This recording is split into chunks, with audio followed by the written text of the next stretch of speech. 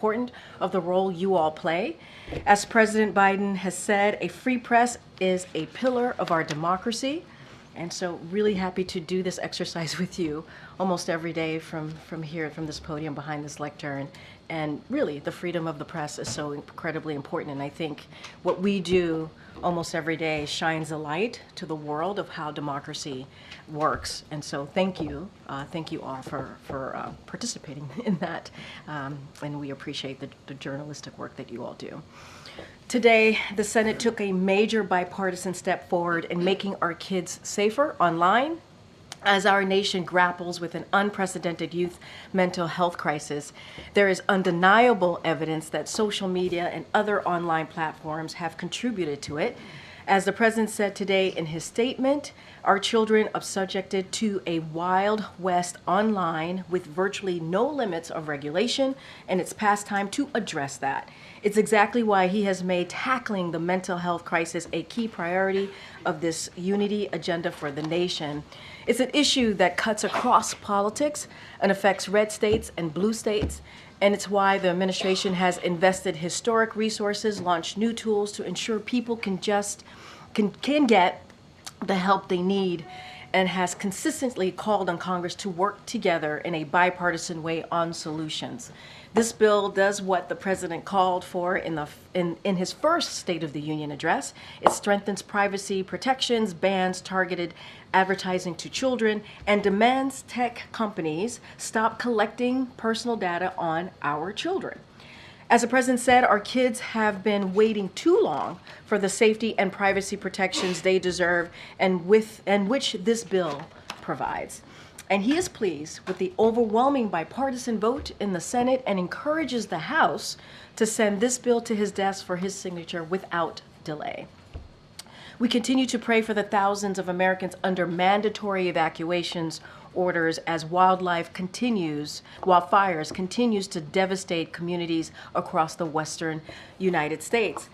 The president has been briefed on the fires, including the Park Fire in California and the fires in Oregon. As of July 30th, over 7,000 federal personnel from the U.S. Forest Service and the Department of the Interior are on the ground across California and the Pacific Northwest, helping fight the blaze and keep people safe, including more than 620 personnel assigned to both the Park and Boreal fires in California. Numerous firefighting air tankers are flying fire suppression missions as conditions allow, and the Department of Defense has mobilized 4 of its C-130 modular airborne firefighting systems to support fire suppression efforts. DoD has also begun training National Guard troops should they be requested by governors to assist with fire suppression. And they are supporting California State National Guard operators' early and rapid detection of new fire starts. Additionally, FEMA has issued several fire management assistant grants to help reimburse states for firefighting costs. As always, we stand ready to provide further support as needed. Today, the 59th anniversary of Medicare and Medicaid, 2 programs that have given tens of millions of Americans the security and dignity of affordable health care coverage. Nearly 140 million Americans benefit from these programs, yet still Republicans in Congress have proposed budget cuts and slashes to these critical programs and endorse extreme policies of Project 2025 that would slash Medicaid funding and cut Medicare benefits like the president's Medicare drug price negotiation program. The contrast is clear. The Biden-Harris administration is committed to protecting and strengthening these programs, like making sure children and pregnant women covered by Medicaid have coverage for a full year. And we are committed to making health care more affordable and accessible for all, including the 1 million people newly covered under the ACA's Medicaid expansion since the president and vice president took over.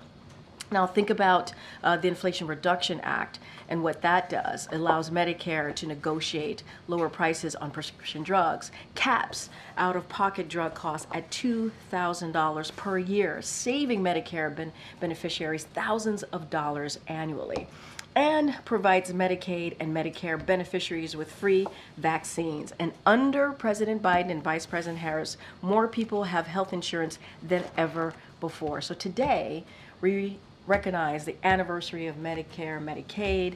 We affirm our commitment to build on this program, protect access to these programs from Republican elected officials, extreme attacks. With that, I appreciate your patience. Colleen, what time did you get home last night? 1:45. Okay. All right. Let's do this. It's been a rough morning.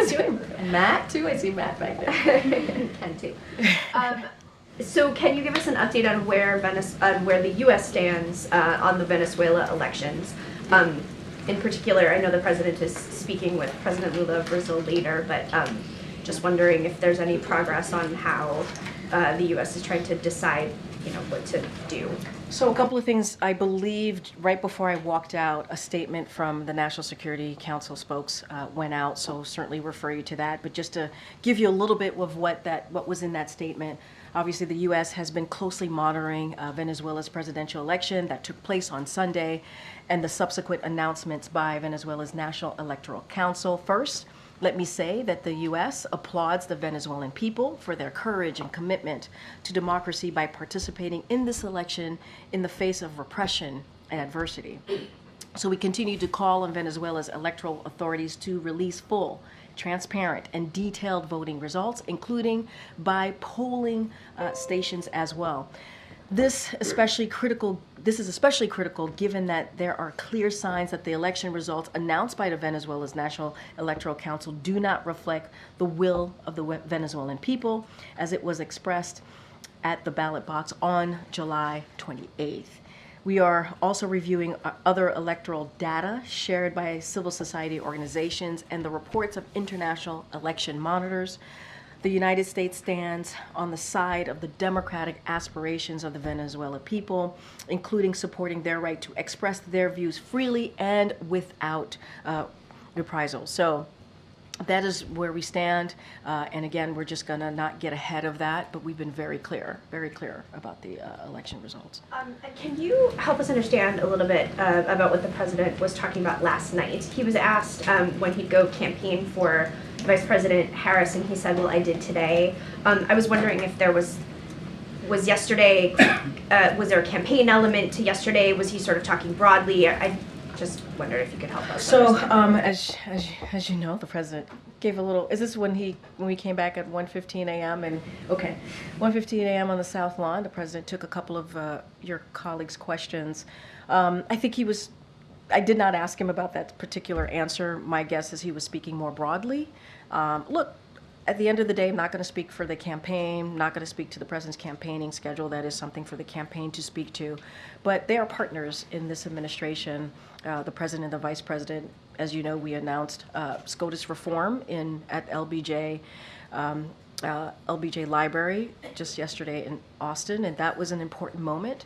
That was an important moment to talk about where we are today. And the president met the moment talking about how no one is above the law here and how important the rule of law. I just started the top of the briefing talking about how it's so important to have the freedom of the press, right? And how we've had this is the 500th briefing. It is also important for our democracy. And so, obviously, the president and the vice president were partners in making that announcement in the sense of how they were going to move forward, of the three things that he laid out on what reform looks like for this administration. As it relates to the campaign, don't have anything specific to share, but this is certainly the Biden-Harris administration. And everything that we have done the past 3.5 years, we want to continue to do moving forward and continue to work on behalf of the American people. Thanks, Karine. Last night, the president said he's been talking to the vice president about her potential running mate. Could you just explain how often they've been talking to each other and when's the last time they spoke? So I'm going to be super careful. Not going to speak to the running mate or anything like that. I'm not going to go beyond what the president shared. What I can say is and I have said this before, the president and the vice president talk regularly. They actually spoke about a day or two ago. They stay in touch, and that's going to continue as they not just because obviously the vice president is running, but that's going to continue because, as I said, she's a critical partner in what they do, but they do speak regularly, and I can assure you. Is there any color you could add about the kind of conversations, if there's, counseling, the president, advice he's been sharing with his vice president? So I'll say this. The president has been in the public service, as you know, for more than 54 years. As a senator, as vice president, he had the role, as you all know, for 8 years as vice president, and now he is president for 3.5 years and six more months of his term.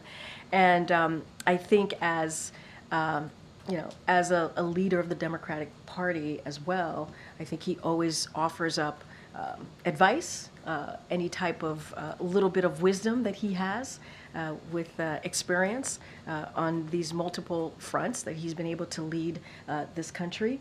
And so, I think that is certainly a role that he plays as well with the vice president. I'm not going to speak to the campaign, but certainly when the vice president became vice president herself, he offered his advice, his opinion, and also I would say was a mentor to her, but certainly not going to go beyond that. And where is the president when it comes to picking a new Secret Service director? Is this a very short list? Is he really broadening this search? Yeah, I think I was asked this question yesterday or very recently. Look, the president understands how important it is to fulfill this role, to have someone who's experienced.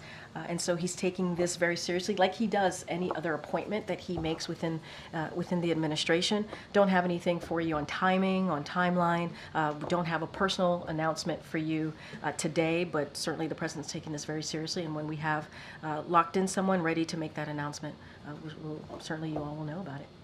Go ahead. You like ruined the first row. What did I? Oh, I'm sorry. I apologize to you Reuters. and to everyone for that. Yes, it's always Reuters. Last time it was Steve. I take full blame for that. But we love you anyway. The Israeli strikes in Lebanon today. Do you view them as escalatory? Do you think they're an appropriate response to what we saw previously? So obviously we are aware of the reports out there that the IDF just conducted a strike against Hezbollah in Lebanon. And I leave it to Israel to speak for their own military operations. I do not have an immediate comment as this just happened. Literally just happened a few minutes before I walked out. So I'm going to leave Israel to certainly IDF, as they have been doing, to respond to this, and just don't have an immediate comment at this time. And then just to follow up on Colleen's question earlier, the Lula call today, is Oh, there... yeah, I'm sorry, Karine, I didn't touch on that. Is there any expectation that there's going to be some prep as far as sanctions are concerned, or what is the Venezuela content of that? Oh, okay, so let me just say, and I think we shared this with all of you, that the president was going to be speaking with the president of Brazil, and so they're going to discuss a number of issues, and like we normally do, we will certainly have a readout for all of you. So look, we are, as it relates to Venezuela, we are obviously in the process of evaluating the Maduro and his representatives due next, and we will respond accordingly. And so while I have nothing to announce today as it relates to sanctions or moving forward, we will continue to assess our calibrated sanctions policy towards Venezuela in light of overall U.S. interest, the actions and non-actions that are taken by Maduro and his representatives, and the overall direction of our broader U.S. Bilateral engagement with Venezuela. And so again, don't want to get ahead of where we are at this time. Go, Dan. Just going back to Israel, if I may, Kirby said yesterday that fears of an all-out war between Israel and Hezbollah were exaggerated. Is that still the White House's assessment after today's strike? So we do not believe that an all-out war is inevitable. That is not something that we believe, and we believe that it can still be avoided. This is a president, as you've watched him the last 3.5 years, he believes in diplomacy, diplomatic solutions, especially as we're talking in this moment along the blue line, that is true as well. And so, and that will end these attacks if we have some diplomatic kind of solution from Hezbollah once and for all, and allow Israel and Lebanese citizens on both sides of the border to return to their homes and live in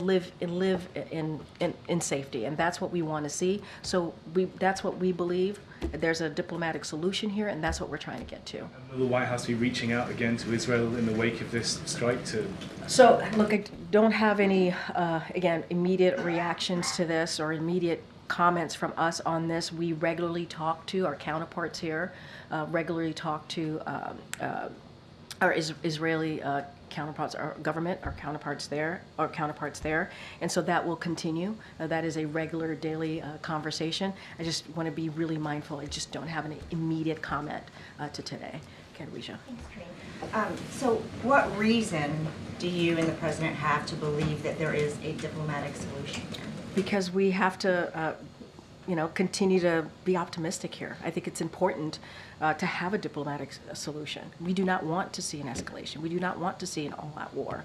Those conversations happened, the diplomatic conversations. Obviously, I'm not going to get into private discussions from here, but it is important. It is important for the people of Israel. It is important for the Lebanese people to live in safety, to get back to their homes, and that's what we want to see. And then following up on something else the president said yesterday when he was asked about Supreme Court reform. Yes.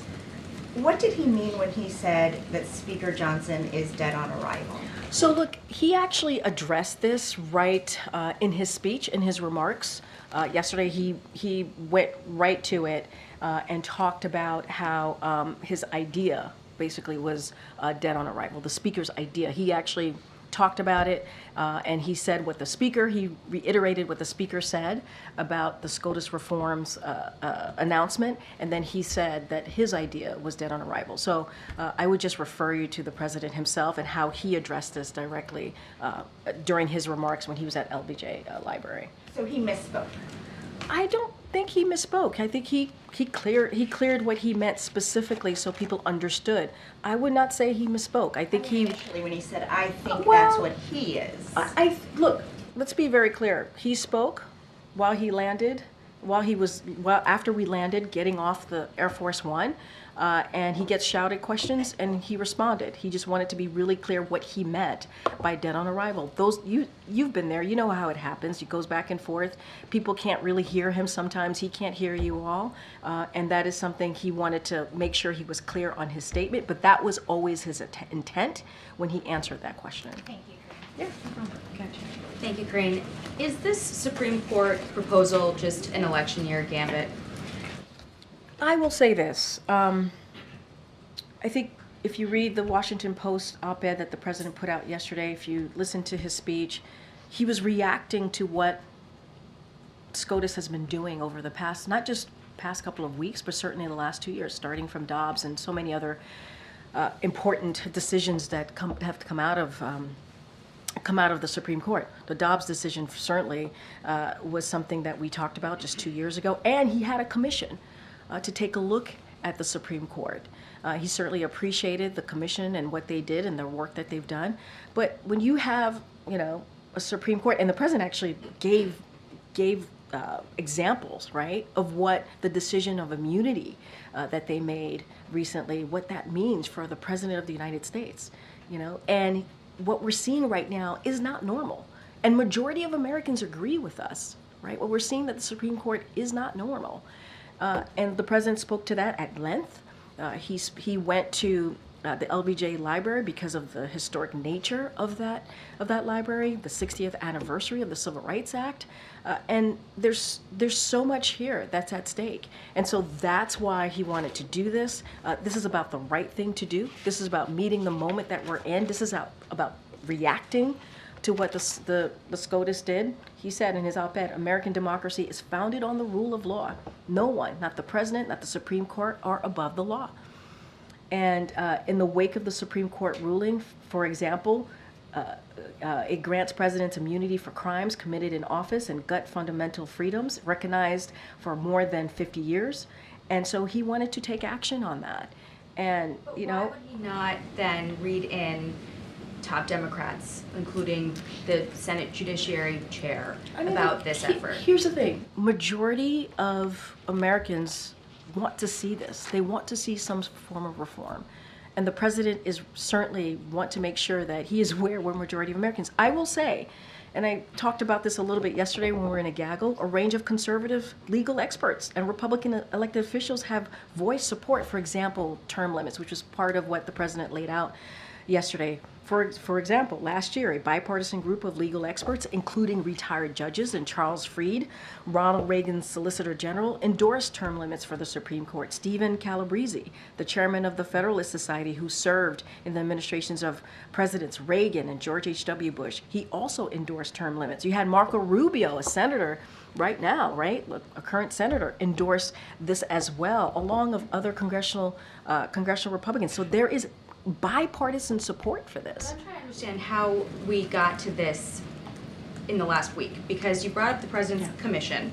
His commission also found on term limits that a statutory change for term limits, for instance, would be inherently unstable, underscored constitutional doubts, said that the composition would generate greater uncertainty and distrust. The president himself, on the campaign trail in 2020, said about term limits, presidents come and go, Supreme Court justices stay for generations. I'm not trying to change that at all. It was 2 different days he spoke to this. So how did we get there? First of all, he appreciates the commission, he appreciates the work that they've done. Their job was to give the president some thoughts and ideas, and obviously the president makes the final decision on how he wants to move forward. We have to look at what the Supreme Courts have done. Wait. That was 2021. Okay, but you gotta let me answer the question. I'm not done. Let me finish the question.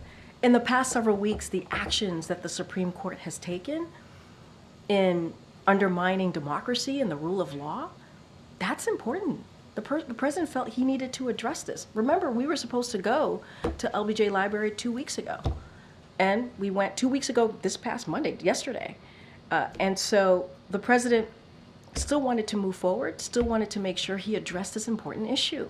I mean, just a few weeks. These past endorsing eliminating the filibuster then? I mean, look, he laid out the 3 ways that he wants to move forward. We're going to have hopefully a healthy debate with Congress on what this is going to look like. This is going to be legislation that we want to move forward with.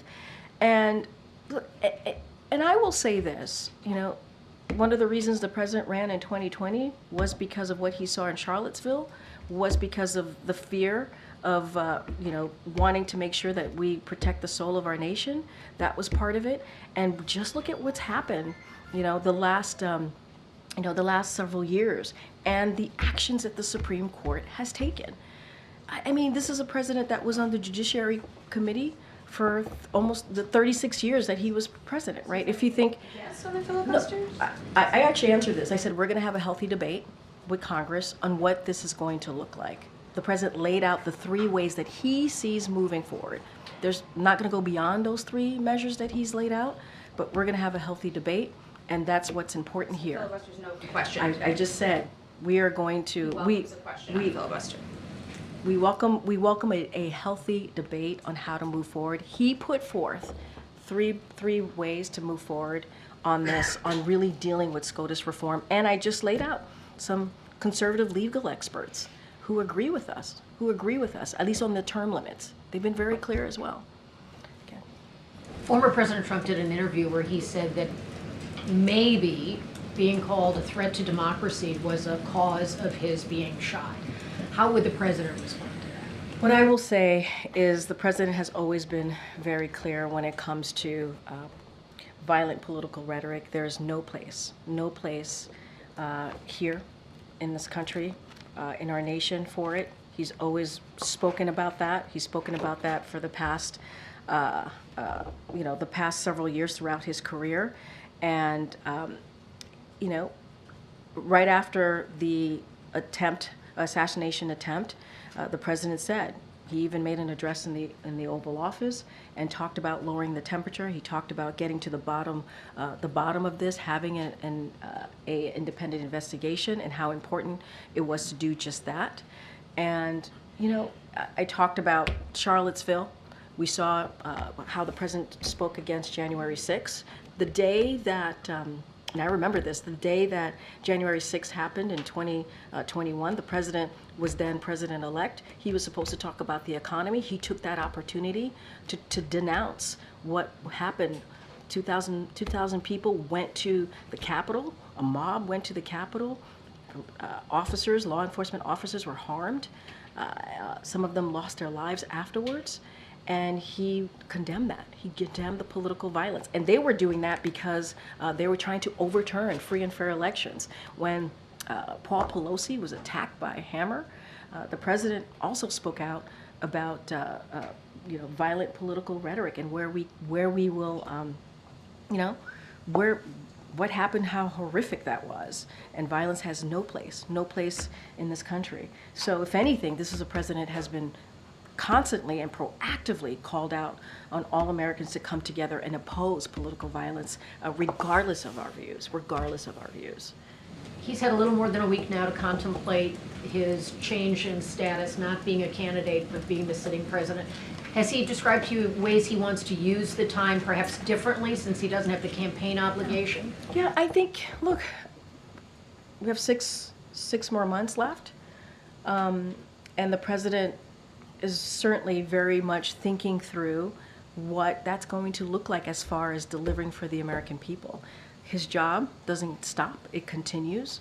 We've had an unprecedented record for 3.5 years on things that we were able to accomplish, whether it's the economy, being the strongest, having the strongest economy in the world, leading the world, whether it is foreign policy, making sure that we are, again, rebuilding those relationships with our partners and allies. That's something that he's been able to do. Healthcare, I just talked about Medicaid and Medicare at the top.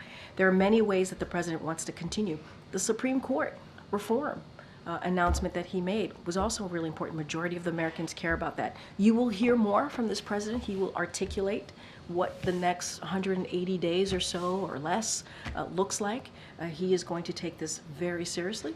You see less travel. Often it's an official event and campaign coinciding, so would he be based here more, do you anticipate? So, look, I think Matt was asking me this question in the gaggle yesterday, recalibrating, and yes, there's a little bit of recalibrating here, right? And that is the honest truth. So we're trying to figure out what that's going to look like. The president is thinking about this in the way that he does, right? On behalf of the American people, putting them first.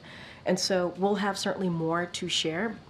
Obviously, the president enjoys being out there, talking directly to the American people. I think that's one of the ways that we are more effective, right, when the president gets out there. Can't speak to the campaign.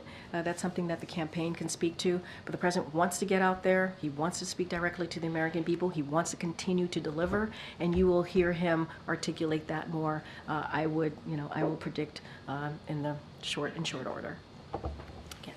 We saw the president meet briefly with Congressman Doggett of Texas on the tarmac yesterday.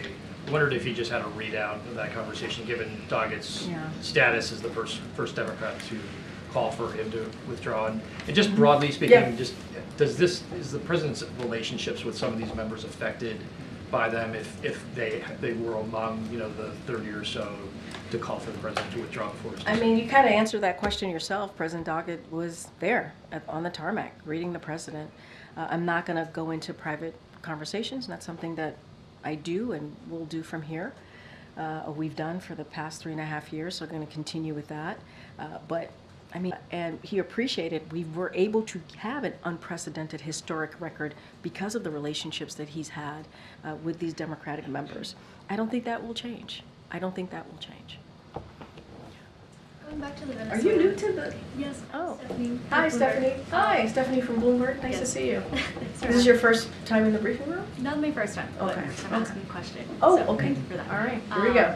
Going back to the Venezuelan elections, Sure. is the president using the call with Lula as an intermediary to deal with the election results? And what kind of assurances is he looking for from his Brazilian counterpart about Maduro's promises to release the So data? they're going to be, I believe, speaking shortly, if it hasn't started, with the president of Brazil. They're going to talk about a wide range of issues. Obviously, we'll have a readout. Don't want to get ahead of that conversation, ahead of that call. I think I have said before, and we have said here, that the world is watching. We're not going to get ahead of the process. I think you saw the statement from NSC spokes. You heard what I said at the top. And so, and I'll add, Other leaders across the country has also called on a full and detailed tabulation votes to be released. And so we've expressed our concerns and not going to get ahead of the readout that's going to come out from the president after his conversation with the president of Brazil. But the world is watching, certainly. Does the administration have a reaction to the arrest of Venezuelan opposition figures? Look, I'll say this, any political repression or violence against protesters or the opposition is obviously unacceptable. The United States supports the democratic aspirations of the Venezuelan people and their right to express their views freely and without reprisal. And so that's where I'll leave it there. Sorry, get April. I know, the mask threw me off. Moving on. Yes. Karine, why is President Biden not going to the NABJ convention after originally thought, and is the Vice President going this week to the NABJ convention? So the NABJ convention decision was done by the campaign, so I would have to refer you to the campaign on both of your questions about the president and the vice president, as obviously the president is no longer a candidate. So I'm assuming that played a role into it. As far as the vice president, you would have to ask the campaign about her. This is something typically during an election year that presidential candidates do take part of. Is this something that is overshadowed because of recent controversies? I mean, is the White House paying attention to the recent controversy about Donald Trump going there tomorrow? And what, if you can tell us? So look, I'm certainly not going to comment on the former president's campaign stops. That's a campaign stop for him. And the NABJ, they make their own decisions on guests, so certainly that's for them to speak to. What I can say more broadly about us and how we as an administration, taking away the campaign just as an administration, what we've done for the last 3.5 years, we appreciate the importance of speaking to all Americans, including African Americans, Black Americans as well. That's why we have always been very, very direct and very focused on speaking to both local and national Black-owned outlets. That is something that not just the president and the vice president has done. Many of his senior folks have done as well, senior White House officials. And so we understand the importance of Black Americans to hear directly from this administration, and we have done that. And not just Black Americans, but all Americans. And so that is certainly something that we will continue to do, and we take that very, very seriously. As far as the NABJ, that is something for them to speak to, and the campaigns to speak to directly. Again, Michael. Karine, thank you. I want to talk about Israel and Gaza. The regional director for the World Food Programme said right now the biggest challenge is we don't have enough crossing points to bring the food in. We need road access, we need the Rafah crossing to reopen again, we need Kerem Shalom to work better, we need law and order. Did the president bring that up with Netanyahu in his meeting last week? So look, I don't have anything more to read out to you from what we put out from our readout of their conversation. I will say this is why it is so important to get that hostage deal. This is obviously one of the main point of conversations that the president had with the prime minister. The president understands how important it is to get a ceasefire. He understands how important it is to continue to get humanitarian aid into Gaza. That is something that the United States has led in that effort, and so we want to see that. We want to see an influx of humanitarian aid. That's why we've been trying to do this by air, by sea, by land, and so conversations about the crossings, conversations on making sure trucks go through is certainly daily, regular conversations that our counterparts here have with the Israeli government, and will continue to do that. But it is incredibly important to get this ceasefire deal, and we've been working on this 24/7. And I'll say this, and we've said this before: the gaps have certainly narrowed, and that's important. But there's still some work to do, and we're going to get to that work and try to make sure we do everything that we can to get this done. Is the US worried that an increased Israeli focus on fighting in the north could lead to a worsening humanitarian situation in the Gaza Strip? I mean, look, we believe that there's no need for this to escalate, right? We have said that. I said that at the top to answering to one of your colleagues answering a question. And look, we understand that the humanitarian situation is dire in Gaza. That's why the president, this administration has led in getting humanitarian aid in. That's why we're continuing to work on this hostage deal, get a ceasefire, and we're going to continue to do so. And it was obviously an important conversation that the president had with the prime minister. Thank you, Karine. Two questions. The first is on those IDF strikes. I know that you said that the strikes just happened, so you can't comment specifically on those, but broader on the trajectory of this conflict. It's been the goal of the U.S. not to have the war widen since October 7th, and President Biden and Prime Minister Netanyahu just sat down together last week. Was his team surprised by what's happened in recent days?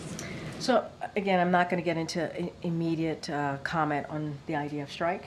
So that's not something I'm going to do at this time. And again, we speak to escalation, potential escalation, the questions I've gotten about all-out war, we do not believe that an all-out war is inevitable, and we believe that it can be avoided.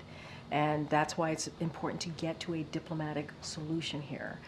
And so, did the president get any sense during that meeting last week that a diplomatic solution was within reach? we want to work and focus on getting that diplomatic solution along the blue line, and that is important. We want to see these attacks from Hezbollah end, and for all and allow Israelis and also Lebanese citizens on both sides of the border to be able to return homes to their lives and to, you know, live in safety. And so that's what we want to be. That's what we want to be. And so diplomatic solution is the way that we want to see the direction of this. And we do not believe that an all-out war is inevitable here. But as it relates to obviously the strikes that just occurred, I just don't have any immediate comment on this at this time. And then on the personnel front, President Biden obviously himself served as the vice president for 8 years. He handpicked Kamala Harris for that role nearly 4 years ago. What level of input, if any, has he provided as she undergoes that same decision? Look, he was asked this question directly, the president, at 1:15 a.m. on the South Lawn.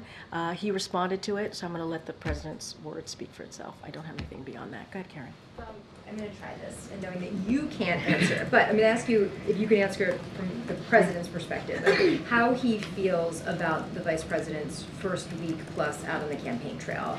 Like, what does he think about the fundraising she's done, the events she's done, and what he has seen so far? I'll say this.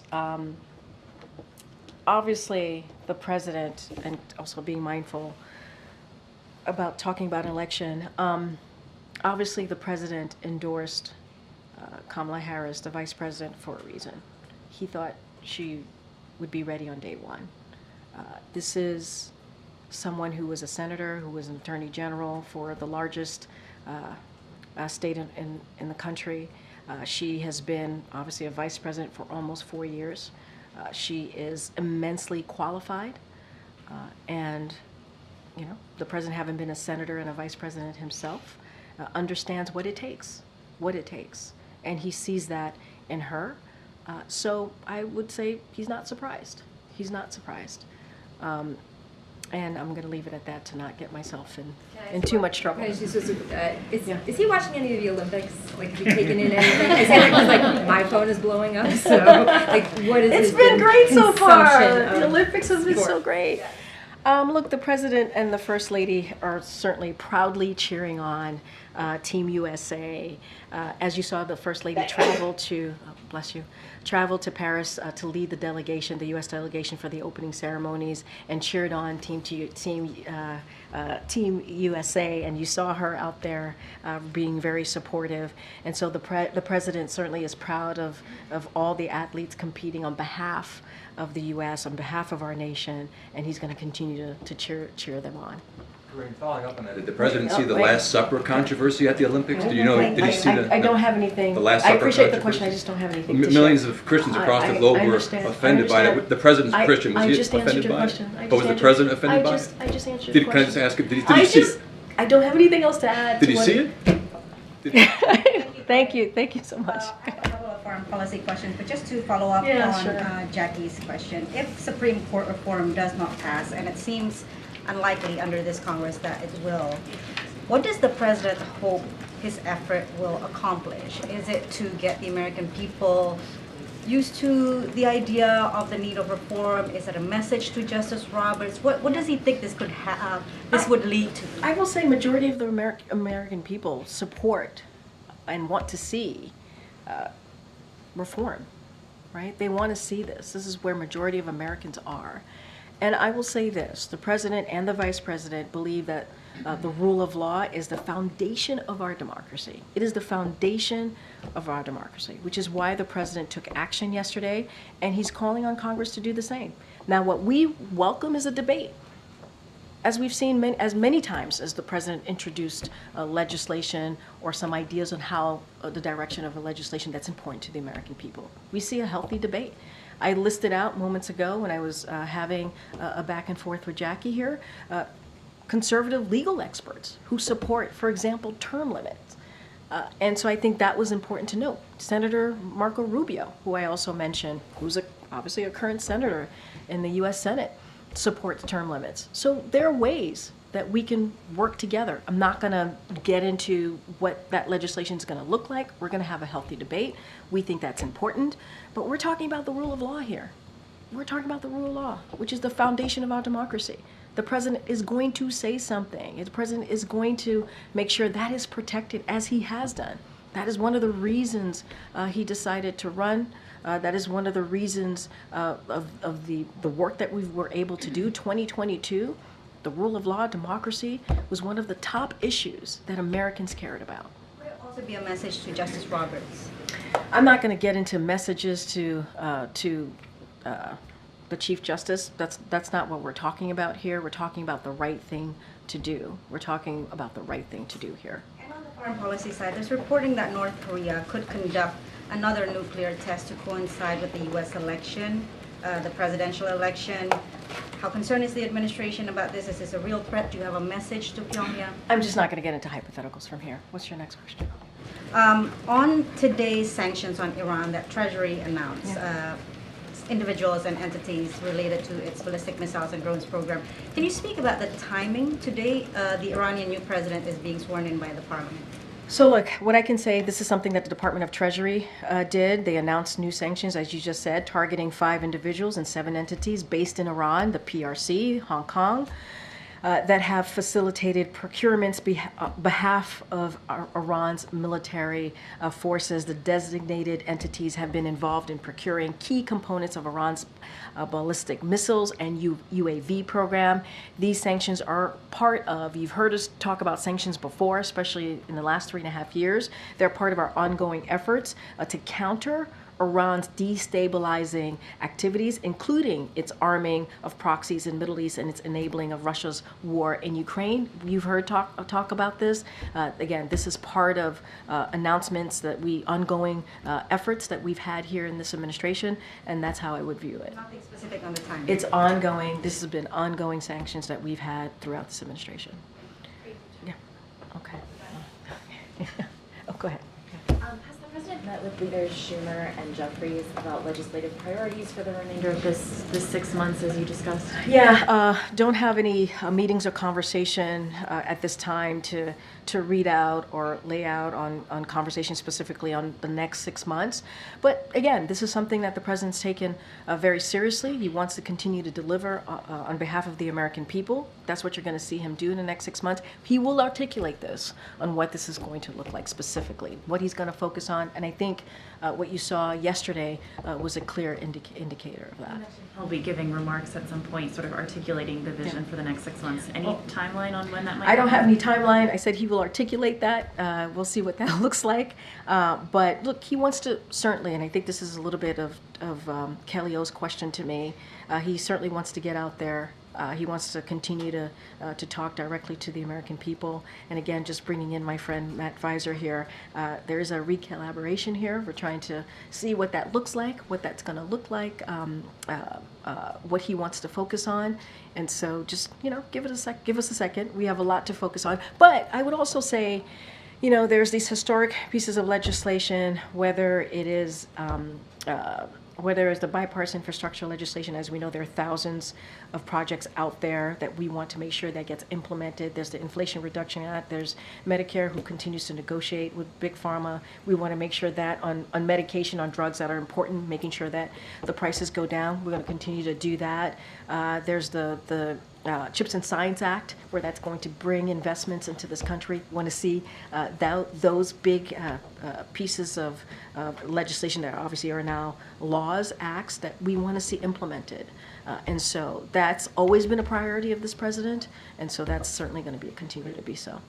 Okay, I know I keep I know I just like the second time. I know I conjured you up to ask a question. I've called your name out many times today. Since we're watching that recalibration in real time, That's the word of the week. Do you have a sense on what the president's doing today, like what his schedule is Yeah. like today, Yeah. or for the remainder of the week? No, and I appreciate that question. I have something to share with all of you, and I said he's going to continue. The president's going to continue to work for the American people day in, day out. That does not change. It is extremely important to him to continue building on his accomplishments and finish the job. You saw him on the road yesterday for over 12 hours in Texas, and he spoke with reporters. I've been mentioning many times during this briefing at 1 o'clock, 1:15 in the morning, taking some questions. Look, he has a call with the president of Brazil today, which will have a readout, as I mentioned, a completed readout once we are done. Once he's done having that conversation, the president will receive his regular presidential daily briefing. He's going to do that this afternoon and meet with his national security team. And tomorrow, the president will be briefed on the implementation of important provisions of the Inflation Reduction Act, and we will actually have more to come on that, so stay tuned. We'll have more on that later today. He will also receive a briefing from senior officials on the administration's new actions on ongoing work to crack down on drug trafficking, traffickers smuggling deadly drugs, including fentanyl, into the United States, and efforts to beat the global opioid epidemic. And I should have mentioned this before, as when I was asking about the vice president. He will indeed see the vice president tomorrow. He will have lunch with her tomorrow, as they regularly do. As I said, they stay in regular contact, as she is a critical partner for him in how he moves forward in this administration. All right. Okay. Go ahead. Thanks, Karine. So the national debt crossed $35 trillion for the first time ever. The amount being added to the debt seems to be increasing at a growing rate. Today we talked with Fitch, and they told us that the credit rating agency, and they told us that large fiscal deficits and increasing debt burden were key factors to the downgrade that the U.S. had last year. Is the president worried about another downgrade because our spending is more than the money we're taking in? Yeah, so let me just tick off a couple of things, if I may, and want to be super clear about this. The president signed a $1 trillion of deficit reduction into law, and his budget would lower the deficit by another $3 trillion by making billionaires and biggest corporations pay their fair share and cutting spending on special interests. That was an action that the president did. The prior administration increased the debt. Let's not forget what the prior administration did, by a record $8 trillion, and didn't sign a single law to reduce the deficit. And that's what we're dealing with right now. And on top of that, you have congressional Republicans that to continue to want to blow up the debt, again with $5 trillion more in Trump tax cuts, while making hardworking families pay the price by cutting Social Security, Medicare, and Affordable Care Act. And we want to do the opposite, right? The president's economic agenda, we want to make sure that we put middle-class family first, hardworking families first, and congressional Americans want to give more tax cut to the rich, to the billionaires, to the corporations. So the president has taken action to try and lower the deficit, and Republicans want to balloon that. And $8 trillion from the last administration, and they did nothing to try to make sure that we lower the deficit. So you're saying that we crossed $35 trillion because former President Trump's administration, I mean, that was 4 years ago, the debt keeps increasing.